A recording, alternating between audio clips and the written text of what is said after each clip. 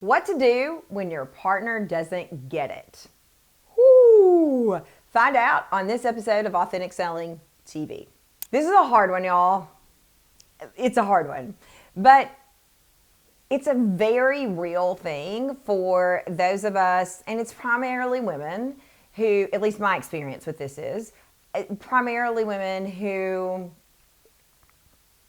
for whatever reason, leave our corporate jobs or decide that we want to start a business for all of these reasons, and your spouse, your partner, just doesn't get it. In my home, my husband is one of his biggest values is financial freedom. And so the day that I charged into our bedroom in Chicago and said, I am going to start my own business, he was like, yeah, no, not going to do that. And so, that created some pretty big friction in a relationship and can create some big friction. That friction can be exacerbated when you are giving your time and your money to this dream that other people don't understand and don't get. So we've talked before here on this channel about what to do with the money situation, what to do when your spouse isn't on board with you spending more money in your business, what to do when your spouse is like, you need to make some money first. But this actually goes a little bit deeper because our sleep coaches a lot of time, or the sleep coaches who come through Authentic Selling University or who I work with one-on-one, face this a lot. The scenario is, or the situation is, usually it's the mom on the other end of the consult call saying, I am exhausted. My child doesn't sleep. They're screaming their head off. I feel like a mombi, part zombie, part mom, definitely not human. And that can lead down a really scary spiral of depression, of thinking, what am I doing wrong? I remember when Hallianna was a baby, she did not sleep. She did not sleep. The only time that she might sleep, so I just said she did not sleep. That's not exactly true. She didn't sleep well. She screamed her head off. The only time that she might sleep was if we were holding her straight up like this. Now, she had terrible acid reflux. That's a whole different story. The point here is, I remember calling my mom and saying, Mom, I haven't showered in 4 days. I've only gotten out of this chair to change Hallianna's diaper. I think my butt is literally grown attached to this chair. I'm so tired. I don't know what to do. And so think about that mindset. And then finding a sleep consultant who says, I can help you. I can help you get your kiddo to sleep. And your spouse being like, yeah, no, I'm not on board with that. That's a problem. So we don't just face your spouse not getting it with our business, but lots of times in the work I do with clients, I see that. My spouse isn't on board. My spouse says I need to make more money. And this is usually an area that, what you do in your home and the way you and your spouse work things out, that's between you and your marriage, right? Or you and your relationship. But I do think that it's worth talking about. I do think it's worth hearing how people who have gone before you, who have had the same issue, dealt with it. And so my perspective on this is my perspective and my experience. It is not meant, like other things on this channel, to say I'm 100% right, do it my way, because it's going to get you more customers. That's not what I'm saying, because how you deal with your relationship is completely up to you, right? But it would have been nice for me to hear how other people dealt with this when I was bumping up against the same issue. So I'm going to tell you a little soap sales story. And I made a lot of mistakes here, a whole lot of mistakes. And Blake made a lot of mistakes here, my husband. But I want to acknowledge you first. When your spouse or your partner is not on board and they don't understand at an intellectual level, not to mention a soul level, what you're doing, that's hard. The person you're sharing a house or an apartment or you're living with, or maybe even share a child with, if they think that starting a business is irresponsible, if they think that you won't make it, if they think that you've lost your ever-loving mind, which is what mine thought, that's hard. And starting a business is it's such an exercise of faith, and it's such an exercise of trust in yourself and what you're capable of, that the person that you have chosen to do life with, if they don't get it, hard. And it makes you second guess so much, or it can make you second guess so much about yourself. So my point here is, you're already at a time when maybe your limiting beliefs are kicking in, or your mindset's playing tricks on you, and you're wondering, can I even do this? Is this even possible? And then that gets even worse, because when things don't go the way you want them to go, it just seems like that's proof that your partner's right. So I've been in business for 12 years. I've had good years, I've had bad years. I've had successful launches, I've had unsuccessful launches. I have made a lot of money, and I have had times when I'm like, oh crap, I don't know what I'm gonna do. Like I expected this money to come in and it didn't. We survived COVID. That wasn't easy. Like there've been a lot of things that have happened. We've moved 15 times. When you buy that many houses, it sucks your savings. I mean, and so my point here is, our lives personally have been full of great opportunity, but they've also cost a lot of money. And I've done a lot of work on this, a lot of personal work. It wasn't until just recently that I changed the conversation in my house and in my relationship about this. So initially, when I started my business, my husband didn't get it. He wanted to be supportive because he loves me, but he didn't get it. I remember him literally saying, no, you can't do that. And I was like, we got a problem. We got a problem, because no, you can't do that isn't how I want this relationship to be in any area, right? I'm grown.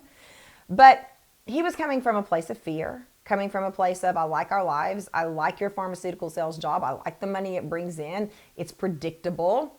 I was coming from a place of, this is sucking my soul, and I'm not happy, and I'm not being the role model for Hallianna that I need to be. So we're approaching it from two different places. What happened after that was a lot of miscommunication, a lot of victim. I would say me playing the victim. You don't get it. You don't understand. And I think we can go into that victim role as the people starting the business. Nobody gets it. Nobody understands. I'm just one launch away from whatever. And yes, I can't tell this story without acknowledging that I was lucky. I was successful pretty quickly. I was. I also spent $100,000 of my own money building this business. And then been other times when I've sunk money into ads, our own personal money. But I do realize I was lucky, and the business was profitable sooner rather than later. But that first year, it was not. And I was a hot mess. And so I was coming from a place of, he doesn't get it. He doesn't understand me. And I've got to fight for this dream. Because I know in my body that it's right. I know in my bones that it's right. But the math wasn't adding up on paper. It was going the wrong direction. And he was coming from a place of, great, my wife, whom I love, has spent all our savings.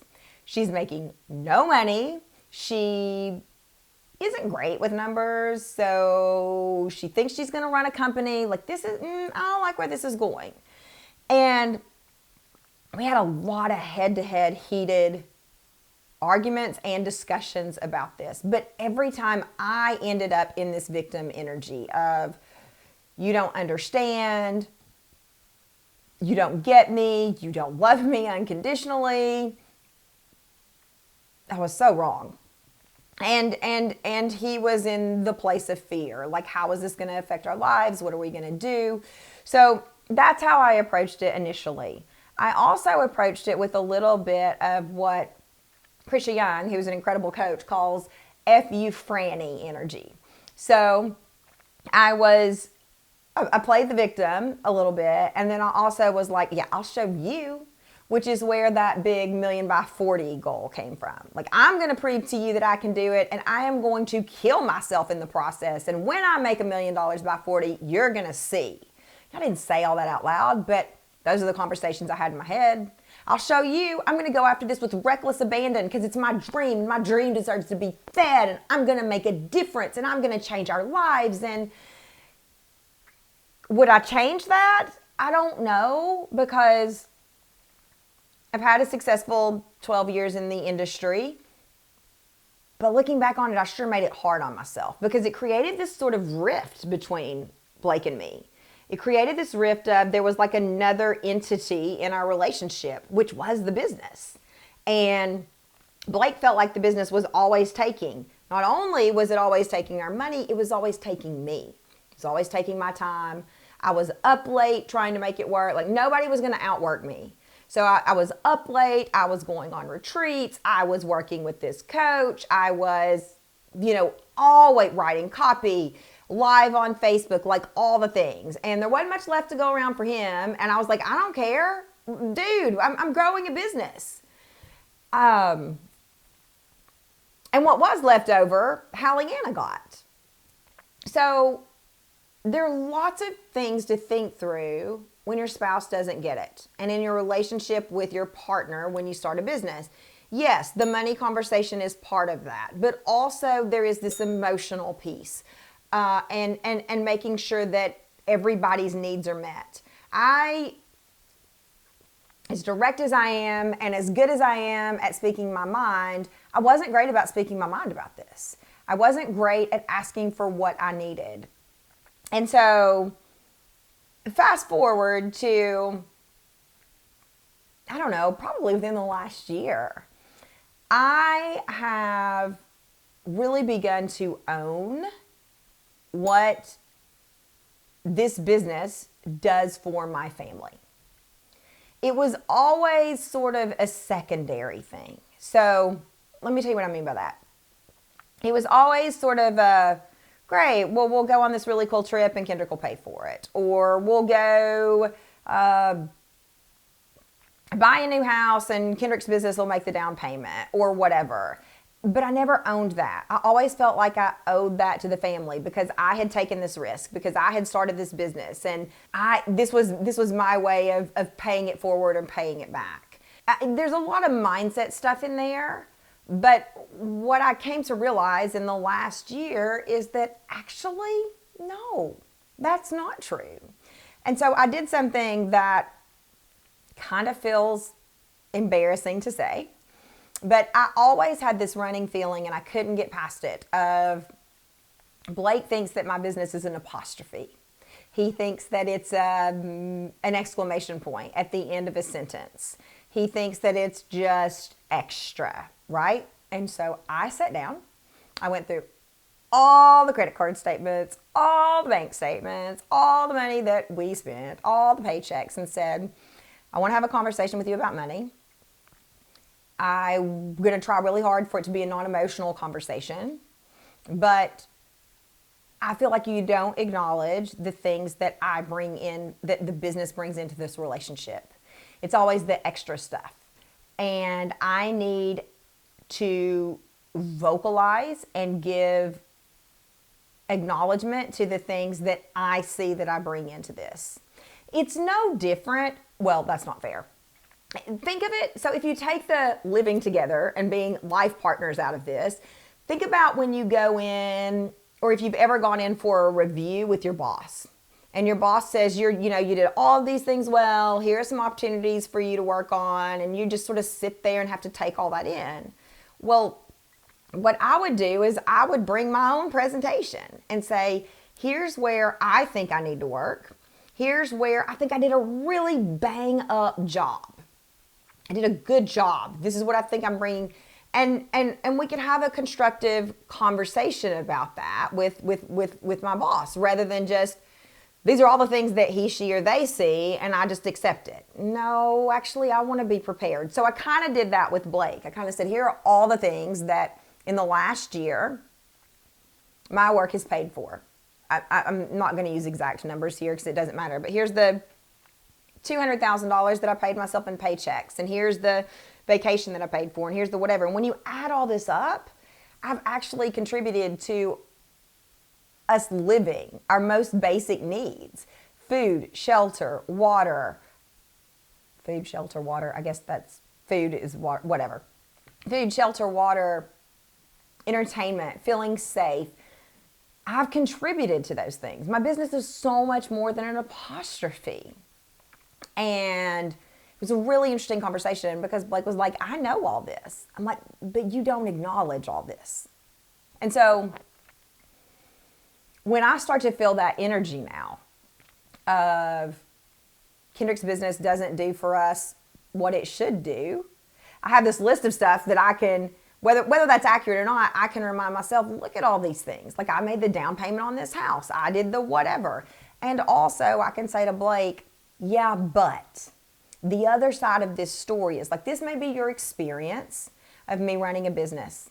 And this may be your experience during the hard times. But here is also what I contribute during the good times.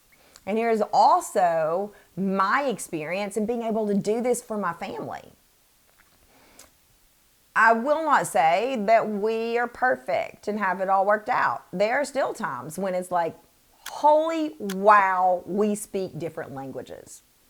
But owning the fact that, yeah, I'm a little bit of a badass and I make a lot of money for this family. And yep, there are times when things go sideways and I need to pull from a personal account. Sure, it happens. But also owning that that is not somewhere where I need to apologize. That is not somewhere where I need to have apology energy at all. The person that he married had a spiritual experience in rocking her kid to sleep 13 years ago. The person that he married had a spiritual experience saying, I want to be a better example for our child, that this is what following a dream looks like. And that means the good and the bad. And that's who he married. And so I don't have to approach it with this victim energy or I'm so sorry, I'll never do this again, or this F you Franny energy of, yeah, watch me. I even have watch me tattooed on my freaking arm. After we got in a fight, I went and had it tattooed on my arm. Like, talk about some serious head stuff, y'all. I don't have to be like that. Like, I can own the fact that this job allows me to contribute to this household just like you do. Just like you do. And yes, it allows us to have great experiences, but it's not just an apostrophe. And the reason that I'm telling you this story is I know that as successful financially as my business has been, if I'm still running into my spouse has times when he doesn't get it, there are numerous business owners out there who are at a newer stage of business who feel like giving up, who feel like you're doing something wrong, who feel like you're putting your family on the line to follow this business, who wonder if there's some secret that you're missing. I know that as financially successful as I have been, that if we still have these conversations, there are other people having these conversations who have not yet been this financially successful, or maybe you have, but you're still having these conversations, and you can begin to wonder, did I make a mistake? Is there something wrong with me that I can't just work a corporate job and get that paycheck and be dependable, if a corporate job is dependable, and be reliable and be, why do I have to be so extra? Why do I have to be the person who does this? And my answer to that is nobody wants to live in a world where everybody's the same. If your soul is calling you to do this because you want to make money, own that. If your soul is calling you to do this because you want to help people, own that. If your soul is calling you to do this because you love to be the center and you like to make YouTube videos, own that. Don't apologize for that. That is as much a part of you as your red hair or my red hair is a part of me. And while I don't know what I would have changed if I had this to do over again, I do wish that I had owned the fact that this is who I am. And we need to talk about this differently as a couple. We need to look at this differently. And we need to honor the business, not Kendrick, but honor the business. Because the business is a separate entity and what the business does. Yeah, I could go back to selling drugs, the legal kind. And that's going to create a whole host of problems too. I won't be able to pick Halliana up every day. I won't be able to drop Halliana off every day. I won't be able to jump in the car when Halliana's sick. That creates a whole host of other problems here in our household. So if your spouse doesn't get it, I understand. I'd love to tell you that 12 years later, mine always gets it and says, I am so glad Kendrick started this business because we make so much money and we have so much freedom. But the reality is, even though I've made millions of dollars in sales, we still have conversations where he's like, yeah, maybe you should just quit. Maybe you should go back to pharmaceutical sales. Like, that hurts my brain to even think or say out loud. How can anybody think that? But this is a part of me. This is who I am. No victim energy. No apology energy. It's not welcome here. It's not needed in the conversation. I can't tell you what to do with your money. Do you tell your spouse? Do you not tell your spouse? Do you take the class? Do you not take the class? Do you stay in the business? Do you quit the business? That's a you decision. But know this. I'm here cheering for you. I'm here cheering for your business. And just because someone doesn't get it, no, I get it. I get it. Ring the bell for more honest talk like this. And I believe in you, and I believe in your business.